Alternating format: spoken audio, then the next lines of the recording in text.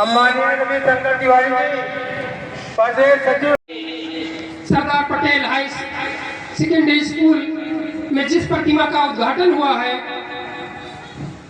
उसके प्रबंधक सुरेश बहादुर पटेल जी, एडवोकेट जिला अध्यक्ष अखिल भारतीय कुर्मी महासभा अमेठी उपस्थित हैं। मैं उनको स्कूल को सावित्रीबाई फुले की जो इस देश की प्रथम शिक्षिका रही है, स्मृति चिन्ह प्रदान करके उनको सम्मानित करना चाहता हूं।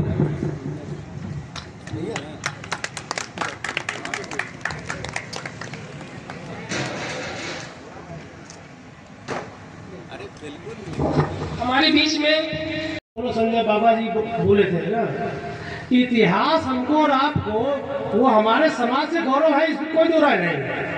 हमारे समाज के सबसे बड़े पुरोधा है, इसमें कोई दो राय नहीं। लेकिन इस देश के महापुरुषों में सरदार पटेल का जो स्थान है, तो उनको आज संपूर्ण देश को याद करना चाहिए, क्योंकि इस भारत को भारत बनाने में जो भूमिका सरदार पटेल की रही, शायद इनकी जगह कोई और होता तो इतना आत्मबल उसके अंदर लाना अपने आप में चुनौतीपूर्ण होता कि हाँ, इतने लोगों से बैठ लेके एक भारत का निर्माण किया कर सकता था कि कोई नहीं कर सकता था।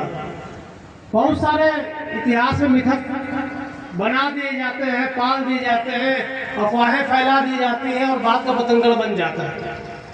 लेकिन आज वास्तविकता यह है कि जिस भारत में, जिस संविधान के तहत और जिस संविधान की आंचल में देश आगे बढ़ रहा है, पल रहा है, प्रफुल्लित हो रहा है, हमको और आपको आज महसूस हो रही है। आज भी देश भुगत रहा है।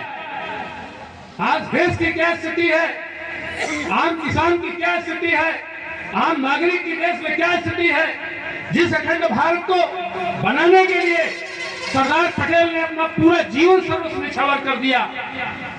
आज देश की आजादी के 75 साल के अंदर 76वां साल चल रहा है, लोग अमृत महोत्सव की बात कर रहे हैं।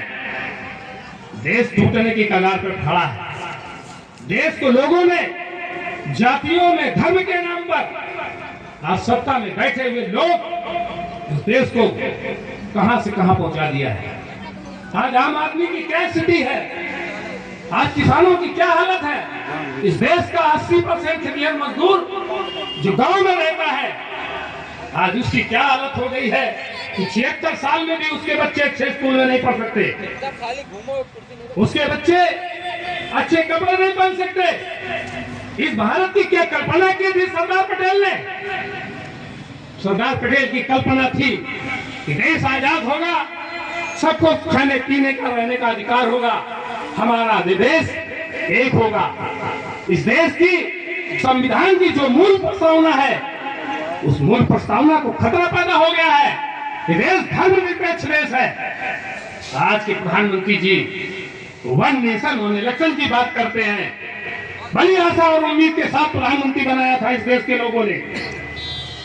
आप ये क्यों नहीं कहते हैं कि one nation one education, one nation one health, one education one सुरक्षा, वन नेशन वन आर्थिक व्यवस्था।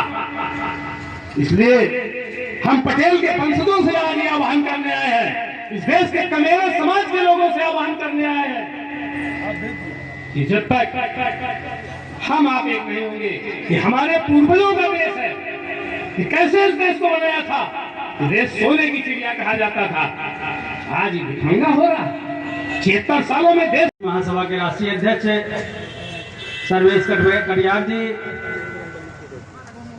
प्रतापगढ़ पट्टी के विधायक माननीय राम सिंह पटेल जी का, मान सिंह पटेल जी का, मैं अपनी तरफ से इस अमेठी की धरती पर आप सबका स्वागत, अभिनंदन और वंदन करता हूं।